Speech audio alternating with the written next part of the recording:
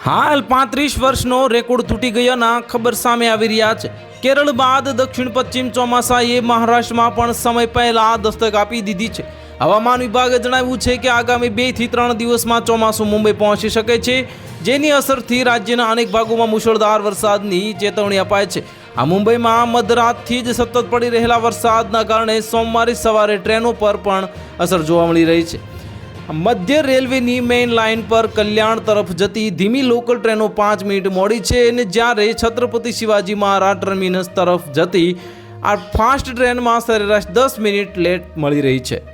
ધીમી લોકલ સેવાઓ પણ સામાન્ય નથી, 5 મિનિટ મોડી ચાલી રહી છે અને મહારાષ્ટ્ર, ઉત્તરાખંડ, કેરળ અને કર્ણાટકના અનેક જિલ્લાઓ માટે રેડ એલર્ટ જાહેર કરવામાં આવ્યું છે, જ્યારે દિલ્હી એનસીઆર માટે યલો એલર્ટ જાહેર કરાયું છે અને આજે આઈએમડીએ એટલે કે મહારાષ્ટ્રના રાયગઢ, રત્નાગિરી અને સિંધુદુર્ગ જિલ્લાઓ માટે ઓરેન્જ એલર્ટ જાહેર કર્યું છે અને જ્યારે મુંબઈ, થાણે, પાલઘર અને મહારાષ્ટ્રના કેટલાક અન્ય જિલ્લાઓ માટે યલો એલર્ટ જાહેર કર્યું છે।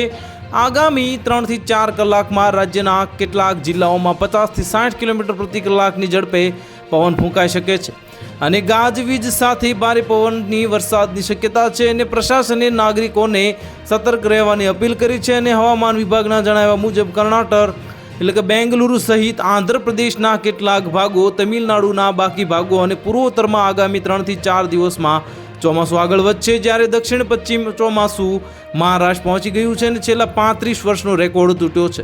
તો હાલ માટે આટલું જ, મળીશું નવી અપડેટ સાથે। જો તમને અમારા વિડીયો પસંદ આવતા હોય તો વિડીયોને લાઇક કરી દેજો, ચેનલને સબસ્ક્રાઇબ કરી બાજુમાં આવેલા બેલ આઇકનને દબાવી દો, જેથી તમને આવા સમાચારની અપડેટ મળતી રહે।